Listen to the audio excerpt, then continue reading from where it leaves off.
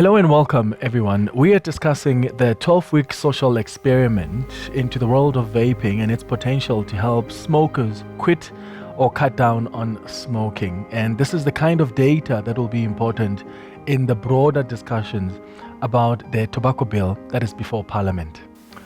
Let's welcome our two guests for our conversation on the tobacco bill. We've got Asanda Gcoyi, who is the CEO of the Vapor Products Association of South Africa, who is representing the vaping industry. Asanda, thank you so much for making time for us. Thank you for having me. We also have Ket Yo, who is the founder of Vaping Saved My Life. Ket, thank you for also joining this discussion. Thank you, Clement. Asanda, let's start with you on the tobacco bill. From a business perspective, what do you think will be the impact of this bill on the vaping industry? Clement, when you look at that bill and some of the proposals, you will recognize that the restrictions that the bill seeks to impose on the industry are going to have detrimental impact on the businesses. The vaping industry comprises mainly of small businesses, so if you cannot advertise, for example, if you cannot talk to consumers, if you can't use certain channels to sell your products, that's going to have an impact on the bottom line. So our idea is that it will definitely impact the industry negatively. Ket, you have had your own experience with vaping. Vaping saved your life. When you look at the bill and the restrictions there, how do you think it's going to impact the vapers and the consumers? For pretty much the very same reason. The inability to communicate what these products are, or what they look like, the availability of these products, removing them off the shelf, the preventing people to communicate appropriately around what the variations of the products, the variation of the flavors, kind of removes those choices. So we've seen a restriction on communicating around these products as well as providing choices for these products. And the issue is that when it comes to smoking cessation, it's not a one-fits-all approach. And vaping, what makes vaping so successful is that there is a wide array of products and flavors that could cater for every person's need in order to achieve the ultimate goal, smoking cessation. The concern that often comes up about the flavors, Asanda, is how that makes vaping attractive to young people, and that's often an argument used even by the health department. As the vaping industry, how do you see the flavors just assisting in this entire story? Every time we hear that argument, we always ask it. It's almost as if when you reach a particular age, you lose all sense of taste. You know, the implication is that when you are an adult, you don't like fruits, you don't like certain flavors, which is not true. On the issue of young people, what we do know as an industry body is that where young people purchase these products is not from your normal shops. Kids get vaping products either from siblings, from friends, or in places that are not in the formal sector. So to say that flavors are not ideal because we're trying to protect young people is disingenuous as far as we're concerned, because you need to understand that vaping was created for adult smokers who are looking for a less harmful alternative. So we need to ensure that these adult smokers get the products that they want in the flavors that they want, and at the same time be circumspect and protect young kids. And there's a whole lot of things that can be done to protect young people. But we always say that it is a private and public partnership that needs to happen, because by their very nature, young people are very risky in terms of the things that they do. But you cannot punish adult smokers simply because you say you want to protect young people. Speaking of flavors and the data, Ket, often what the other stakeholders argue who are pushing for this bill is that, well, there's no scientific data that even proves that vaping is less riskier. There's now a social experiment, right? Over 12 weeks, a number of people were identified. How important is that data in informing discussions like this one? I think it's critically important, particularly because it looks at almost a longitudinal approach of how a person started as being a smoker and how they've tried to progress to a point where they're no longer a smoker. And we need to have that kind of data available. there's a lot of data out there, particularly from Europe and the United States and other parts of the world, that proves that these products are significantly less harmful and that are really successful in helping people quit smoking. And I just want to touch on the flavor side of things. It's quite ironic that if we look at an approved cessation approach, which is nicotine replacement therapies, they all come in flavors. And if we look at the diet industry, we'll see that flavors are important in helping people stay on the path. It makes it enjoyable to a level that they will stick to it. And that's what vaping flavors does, or vaping the flavors do for a smoker, is they keep them enticed in order to stay on that journey. And I think it's grossly unfair that if you remove that and only provide them with very limited choice, the impact and the effectiveness of these products will be lost. I want you to weigh in on the issue of scientific evidence. Has there been sufficient scientific evidence that even those who worked on the bill have relied on to inform how they structure it? We understand, Clement, that at the core of public policy making is the reliance on scientific data. And that is entrenched in our public policy, in our South African, our public policy making process. So when you look at this bill, you can see that there is some scientific data that has been relied on. However, that scientific data follows one path. It is proving an ideological stance that the Department of Health has, and that is to demonize vaping and to say there isn't enough evidence that says this thing does work. So when you look at when this bill came to pass, I mean, it was first proposed, it was 2018. Then they said there isn't enough evidence to support that this thing does work. There isn't enough evidence to support that this thing is indeed less harmful. We are in 2023. So much has happened, so much scientific data has come out, as Kurt has said, from reputable institutions from around the world. And where there is no local data, we've seen it in many departments in South Africa, you rely on best practice from around the world.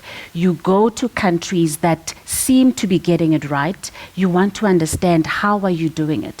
Why have we not done that with this particular bill? There are many examples of countries that have embraced vaping as part of their public health tobacco harm reduction strategies.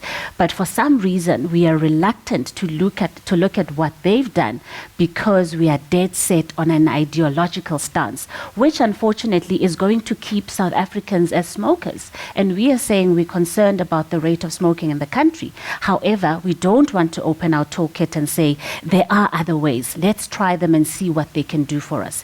So from a scientific argument, I dismiss that argument completely when they say there isn't enough. There is enough data. And I think at this point, we should not be talking about whether vaping is or is not less harmful. That's proven. Let's settle that bit now. Now let's talk about the practicalities of embracing it as part of our public health engagements. Part of embracing it, Kurt, will include making sure there are regulations. And I imagine, even as the vaping industry, you're not completely against the regulations, but you are saying, where do we strike the balance? Because regulation is important in professionalizing the industry. So where do you strike that balance? Because you don't want over-regulation that kills the industry or that pushes people to illicit markets, but you still want some level of regulation. I think what we need to understand is that there's a continuum, or there's a definite distinguishing difference in risk profiles between these products. What we see in the current bill is lumping them all together into one bill. So when we strike this balance, we need to understand that there is evidence from around the world. We need to explore what practices there are being conducted and what strategies are in place and how those strategies can apply to South Africa. South Africa, I like the idea of Asanda talking about a toolkit. In South Africa, we only have one tool, and that's a hammer. And that hammer is restrictions and taxation. But we're not looking at the other tools that help people quit smoking. One of the most offensive things as an ex-smoker and now vapor is that we don't have any cessation strategy in the country. We've never implemented the things that are provided in Article 14 of the World Health Organization's FCTC guidelines. Those are the things that we should be looking into, is what measures we can put in place So when it comes to these regulations, I think we've got sufficient amount of regulations as it stands. I agree we should include an amendment to say vaping should not be sold to under 18s. That's a given. I agree that we shouldn't be using advertising that's inappropriate. I agree that packaging should be at a certain standard. But when you start removing products off shelf and preventing people from actually communicating about the products, that's a very different issue. So let's look at what our existing laws, have them enforced, and start working on ways and means of actually reducing the smoking rate, where the center of it is the people that get affected by this, the smoker. 45,000 South Africans die every year from smoking-related diseases. That's 109 a day. We have 25,000 people that are murdered every year in South Africa. This puts into context at what the scale of this is. So let's put stuff in place, strategies in place that puts the smoker as one of the issues that we need to look at.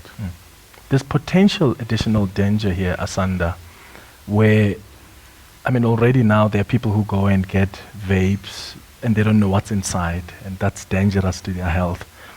So given how the regulations are structured now, if that is passed, what do you see as the potential consequences, especially on people's lives and just generally public health? The moment you have, for example, standardized packaging, where we all look the same as brands, obviously there is going to be an opportunity for those who are mischievous to copy certain brands and create their own products. And when you look at a product like a vaping device and the fact that you're inhaling it inside your body, it's important to know what's inside those products. But the moment businesses go underground, then you have no way of knowing what's in these products. Are they legitimate products? They don't have a track and trace. So the potential harm is so huge that it worries us as an industry. I mean, when you limit certain products, you know that people are still going to get those products. So from a safety point of view, but also from a potential business imperative, it's really important that we do not put draconian restrictions on the industry, because we will have absolutely no way of ensuring the safety of the products if people are unable to get them from the shop straight on. Well, thank you, Kurt and Asanda, for joining us for this chat. After the break, we will be bringing in the participants of this 12-week social experiment. They'll tell us what their experiences have been participating, what motivated them, and what improvements they've seen in their well-being.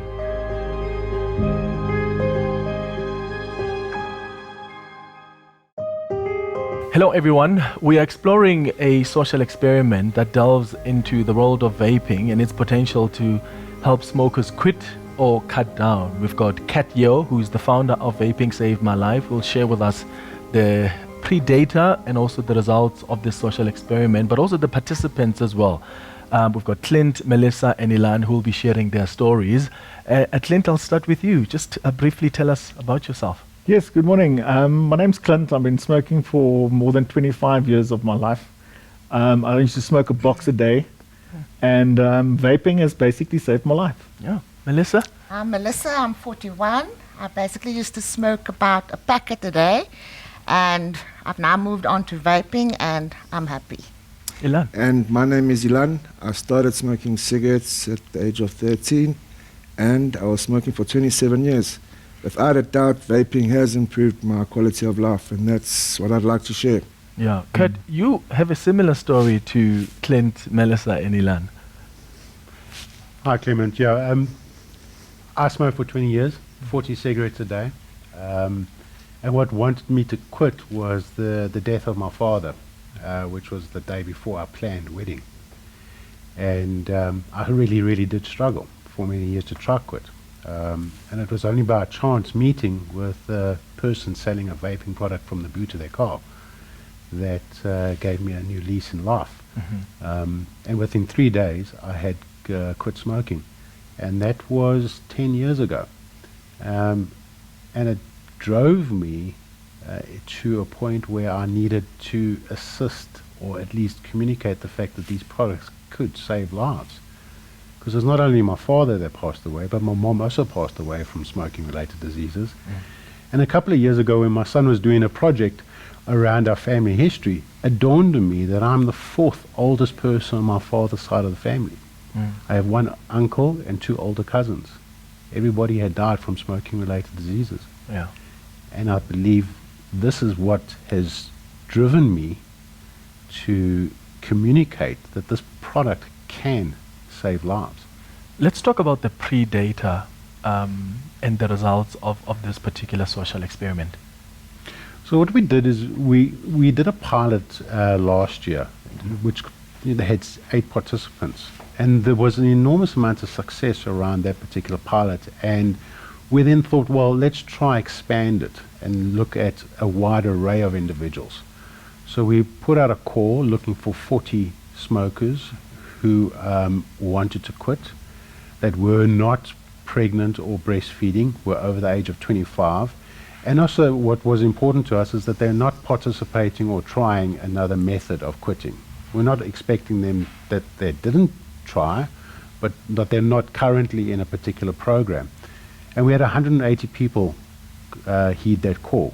So then we went through a very lengthy process of trying to identify people we felt could benefit from this particular program or this particular experiment.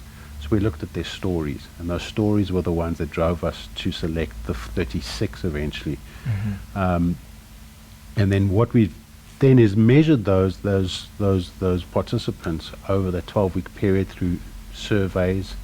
We introduced things like a mentorship, which we felt was critical to try and replicate that experience that a participant would have, and then try and measure that data. And what we discovered at the end of that particular 12 weeks, a couple of weeks after the program ended, is that 41% of those participants had quit smoking, which is remarkable if you consider it or compare it to other methods that are available. 41% is a remarkable figure. Let's hear from you now, Clint. Yes. What motivated you to want to enter this challenge, and what was your experience over the 12-week period? Well, what motivated me the most was I was smoking a box a day, feeling groggy, not being able to smell. I felt my health was deteriorating a lot.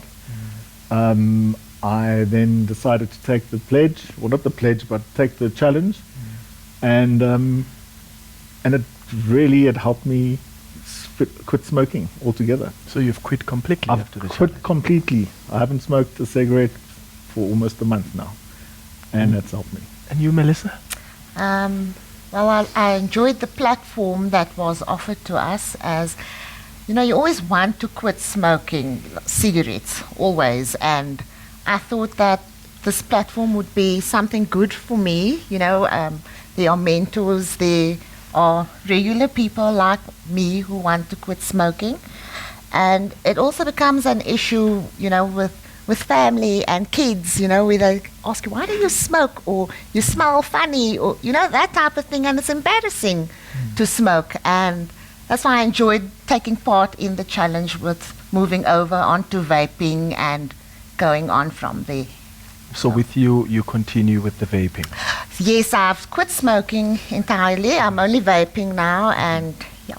Okay, Ilan, what's your story? Look, I've actually got a similar story to Kurt. My grandmother, I watched her basically wither away in front of me. She had emphysema.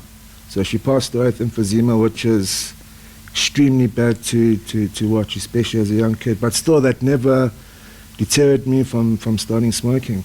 I actually tried to quit numerous times without any luck, or without a long period of time. I tried nicotine gums without any success. I've tried with my own willpower alone, which obviously didn't work out. And I had this whole stigma about vaping, which actually took me a while to actually get comfortable with it, and to realize that it is the success for me to be completely a month now tobacco free. Also the smell, I can't stand the smell. Let's be honest, it stinks, especially the ashtrays in your house, and it's it's unacceptable, especially if you work in a business environment where you got to be fresh and present yourself in a respectable way.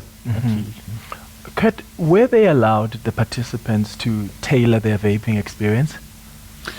Absolutely. I think that's critical there's no one fits all approach here. So we looked at, there's a whole array of devices. So we started the participants on the same device and the similar flavors.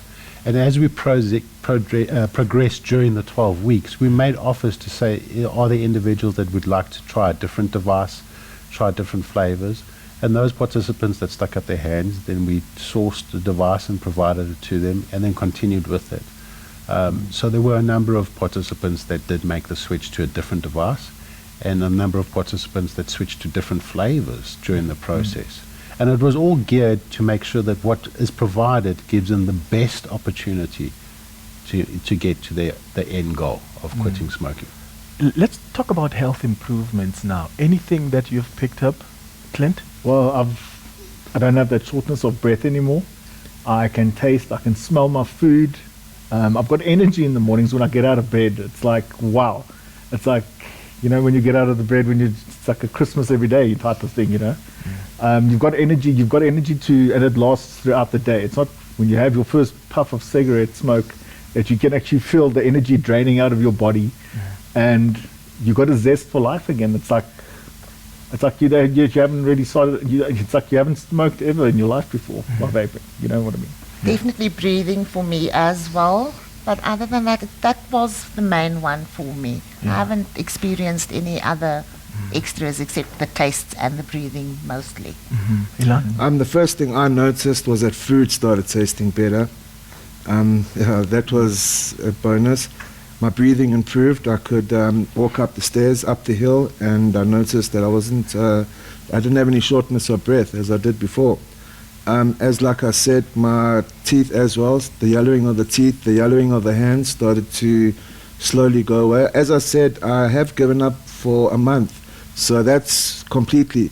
But in the other 2 months prior to that, I would go a week and then fall back on it, and I would go another week. So it has been quite a while to definitely notice an improvement. Yeah. Kurt, what do the results of this study demonstrate about vaping? I think there's a number of things that are demonstrated by the results here. One is that it provides good evidence that when people want to quit smoking, vaping is a viable option. It also indicates that there's no one fit all. Devices do change, or different devices have different effects on individuals. So it depends on their lifestyle and what they feel comfortable with. Some devices are really small and sleek, which are preferred by certain individuals, and some are bulky and quite modular and being able to adjust the settings in it, and some people prefer that. It also indicates that flavors are critical in this process when we see people changing their flavors during the 12 weeks. But it also, one of the critical things that we pick up from the data is the support part of it. People being able to reach out and ask questions if they're unsure. And it's not just technical questions, it's also about, based on the information or misinformation we see around vaping, they get, apprehensive, sometimes scared. Is this going to cause an issue with me because I've been reading this in this article or that article? And that kind of support and reinforcement, I believe, is important in the process, is that you have somebody that can walk you through it. So it's a combination of all of these things that enables a person to have the best opportunity or the best chance of being able to quit. What do you guys think you are taking away from this experience? What's that one thing you're taking away? The one thing taking away is that you can stop smoking. Vaping does and can help you to stop smoking altogether. Being diligent, and once you do the transition into vaping, you don't want to go back to smoking. It's smoking. If I've tried having a cigarette not so long ago, and it is disgusting. It tastes terrible, and with the flavors that you get now, it's so more enjoyable, and you still get your nicotine fix, but it's not through the harmfulness of having cigarettes and that sort of thing, you know. Melissa, what do you take away from this experience? I think that you have to be prepared mentally every single day, you know. It's easy to go and get yourself a packet of cigarettes again. So for me personally, I do feel like smoking a cigarette a lot of times, and I consciously have to tell myself, like, you know, no, you know, you vape now, that type of thing. So for me, it's like going forward, I have to talk to myself to It's a constant challenge. stick on the path, stay on the path. Yeah. For you? I'm just going to be talking for myself, not with the other millions of people that it actually has benefited. To me, I actually never thought it would be possible to give up cigarettes. I thought it was just going to be a part of my life forever. Like Kurt said as well, flavors are very, very important. A couple of times, which also put me off, like myself, I do not like mint flavored the liquids. So when I did finally find a flavor that I enjoyed, I stuck to that, and it's without a doubt it's been my savior. Kurt, how can this kind of data then be used in the conversations we often have about vaping and even the tobacco bill? Why do you think this kind of study is important? I think why it's important, Clement, is if we look at a section of the bill where the minister has been given the authority to control the flavors, the components, and the makeup of these products, is that we need to realize that a whole array of products should be made available. And I'm 100% on board that they reach certain standards, and those standards should never be circumnavigated. The standards are there, and they are important. But it does indicate that, for example, Melissa might use this particular device with that flavor, which was most successful, and Clint would use a different. And then we have people around the world that would use different devices and different flavors. And the other thing that's important here is that support process. So in the bill, it refers to not being able to have those products on display. It refers to not being able to communicate certain messages around these products. That support process and that support discussions are critical in this. And this kind of data will, when used correctly and continuously, continuity is important in collecting this data, is to help us create better strategies and better regulations, which should be aimed at the ultimate goal: reduce smoking rates and reduce the harm that's related to smoking. Kurt, thank you. Clint, Melissa, and Ilan, thank you for sharing your experiences as well. Thank you for having us. Thank you very much.